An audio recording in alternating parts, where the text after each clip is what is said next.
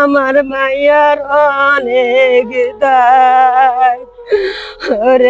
এ অত্যাচার অবিচারটা যে করলো, আমরা সুস্থ সমাধান চাই।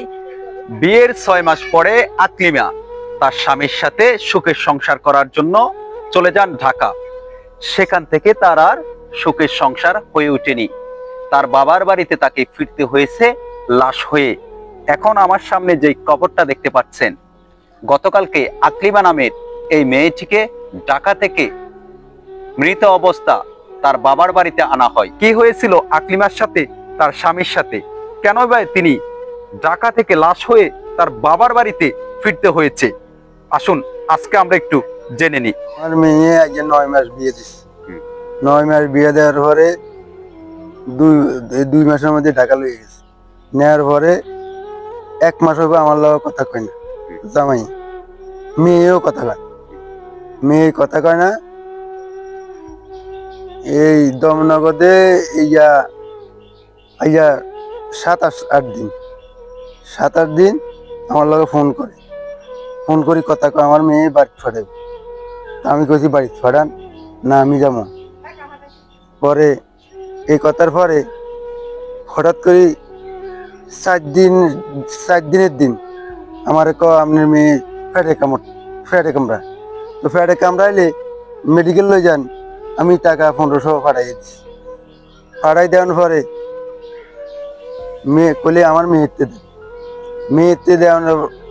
মেয়েতে দিছে। মেয়ে বলে আব্বা আমার কলজা দেওয়ার পরে আমি কইলে আমি ঢাকাইতে আছি, মেডিকেল লই যান। এই কথার পরে আমি মেয়ের লোক কথা কইতাম পারি না। আর আমার সাথে আর মেয়ের লোক কথা কইতাম পারি না, আর কথা কইতেও পারে না।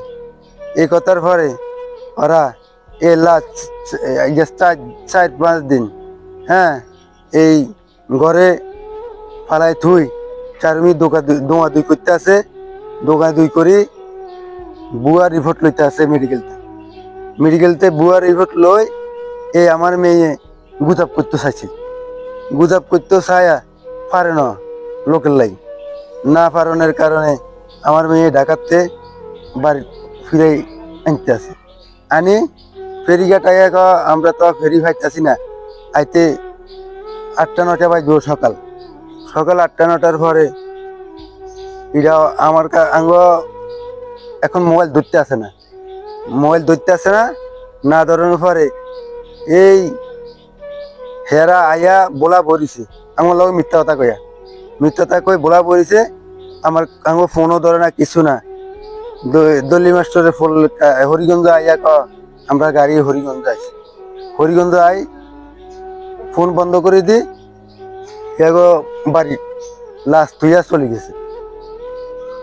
গেছে। কোনো লোকজন নেই, মশুরি একটা টাঙ্গাই থুই গেছে। পরে আমরা এইখান থেকে গেছি, শুনি এখানে কোনো দাগখাল ফাইতে আছে না, দারোগা কইতে আছে। দাগখাল না ফায়ার কথা দারোগা কইতে আছে আমরা কোনে কেস করবেন আমরা করেন, কোনো দাগখাল ফাইতেছি না, আমরা ঢাকা যাই করেন।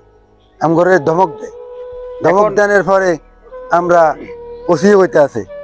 এখন আমরা কইতে আছি না, আমগো বিচার যেখানে ভাই আমরা সেখানে যাব।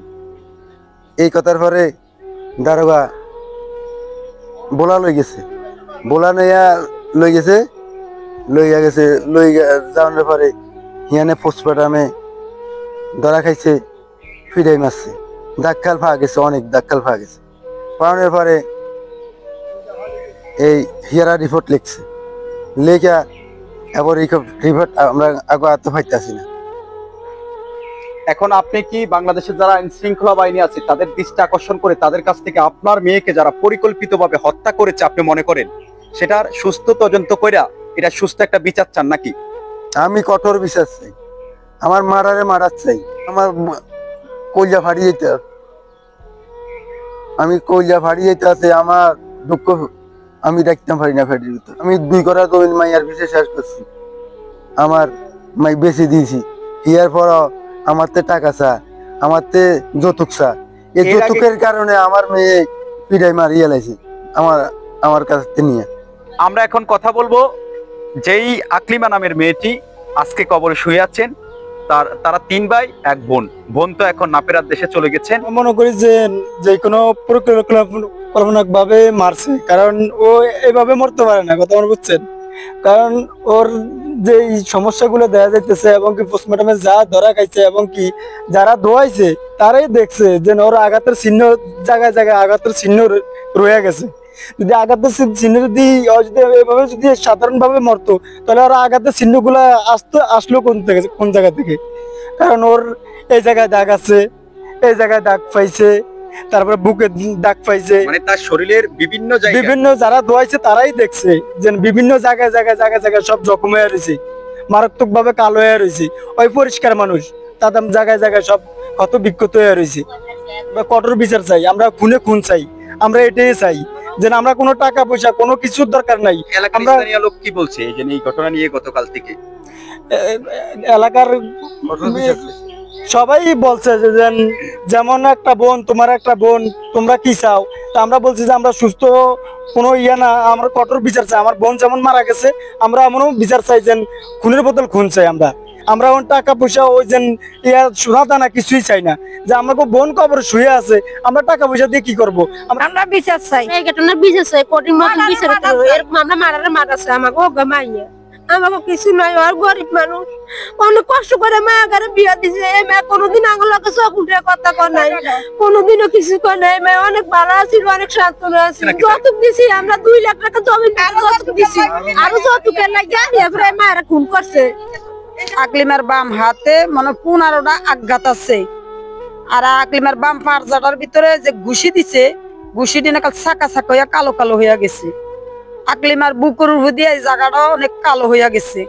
আকলিমার ডাইন হাতের 1 হাতের গিরাটা ভাঙ্গা গেছে, ভাঙ্গা একদম যুগো যুগো। কোন গিরাটাও আকলিমার ভাঙ্গা বাড়ি দিছে, যায় ঠেকাইতে যায় আকলিমার হাতের বাম হাতের গিরাটাও ভাঙ্গা গেছে। আকলিমার তাদা মঙ্গ, আকলিমার লজ্জা স্থানটাও অনেক ক্ষত বিক্ষত করে আলাইছে। তারপর আকলিমার এত ক্ষত বিক্ষত দেখে ছিল প্রেগনেন্ট, 2 মাসের প্রেগনেন্ট। আকলিমা দেখেন এই যে পুলিশ আইলো, পুলিশ আইয়া তদন্ত করলো, কি রিপোর্ট করলো, রিপোর্টে এরা কইতাছে কোনো ক্ষত চিহ্ন না, আকলিমা সুস্থ ভাবে মারা গেছে। এই বলা লইয়া গেছে, আমরা কোনো মতে দেখতাছি এইটা আমাকে খাটে না কি আকলিমার সব ক্ষত চিহ্ন। আকলিমারে বলা লইয়া গেছে পোস্টমর্টম করতো, নিচে এনে নেওয়ার পরে বলা এন থেকে রিপোর্ট দিছে লালমন থানা থেকে। এই রিপোর্টে আর আকলিমার ঘটনাতে কোনো মতে মিলে না। তারপর আকলিমার হিয়ানে পোস্টমর্টম করলো, করাতে দেখলো আকলিমার কোন কোন জায়গাতে এই ক্ষত বিক্ষত। এখন এই অবস্থা, আকলিমার এইভাবে নির্যাতন করলো, এইভাবে মারলো, এই অত্যাচার অবিচারটা যে করলো, আমরা সুস্থ সমাধান চাই। আইনের লোকের কাছে আমরা সাধারণ মানুষ, আমরা এই বিচার চাই। এরা মা আমার শুধু কইয়া যা, মা আমার পরান যা, মা আমি কই মা আমার পরান যা, এই কইছে। এই যে জামাই মোবাইল বন্ধ করতে রাত্রে 11টার সময় ওই খালা হই মোবাইল করি কেমন মাইয়া কাটা লইছ আর কেমন মাইয়া সদাই করছো। এই মাইয়ারে মেডিকেল টানছি, তোমার মাইয়া চোখ মেলা, তোমার মাথায় মাইয়া কথা শুনে কইতে জানো না। তোমার মাইয়া আমার কইতো আমি একটা বান্ড দিতাম প্রসাব করতো, 5টা 6টা কম্বল ভিজা লাগছে, আমার ফোলানকা কি হইব। ইয়া করছে তুমি ভিডিও কলে কল দাও, তুমি দেখো তোমার মাইয়া প্রসাব করে কি আসছে। সেই সময় কিন্তু আমার মাইয়ার পরানো যা পরানো যাইতে গেছে, এই যে প্রসাব করে দিছে আমার গাজা বলছা।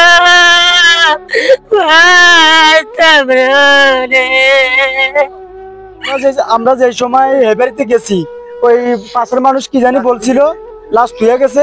দেখি আমার বোন ও মশারির তলে ওর হেয়ার ফোলারে মশারির তলে নিয়ে শোয়াই রাখছে, আর আমার বোনটারে বড় করে ফালাই দিয়েছে। আমার বোনটার কাছে কোনো আশেপাশে কোনো মানুষ নাই। সকালবেলা এই আমগো এদিকের থেকে মানুষ গেছে, মানুষ যাওয়ার পরে মানুষে কি জানি বলছে, লাস্টে দিয়ে ফোলার বোনে বলে মাছ তো খাইছি মাছের কাটাও খামু এখন। আচ্ছা আচ্ছা, এই ঘটনার আমি কোনো কোন চাই, আমি আর কিছু চাই না। বাংলাদেশের যারা আইন শৃঙ্খলা বাহিনী আছেন, আপনাদের একেবারে সুদৃষ্টি আকর্ষণ করেছি। এই ঘটনাটি ঘটেছে ঢাকা হাজারীবাগ বউবাজার। তবে এই মেয়েকে এখন যেখানে কবরটা দেখতেছেন, এটা হচ্ছে মেয়ের বাপের বাড়ি। ছেলের নাম মোহাম্মদ শাকিল। এই ঘটনার সাথে জড়িত আছে ছেলের বাবা মা আছে, ছেলের খালা আছে, ছেলে আছে, ছেলের বোন আছে, ছেলের ভাই বোন সবাই জড়িত, ওদের ফ্যামিলির সবাই। আকলিমার পরিবার বাংলাদেশের যারা আইন শৃঙ্খলা বাহিনী আছেন তাদের কাছ থেকে একেবারে সুস্থ একটা বিচার চাই।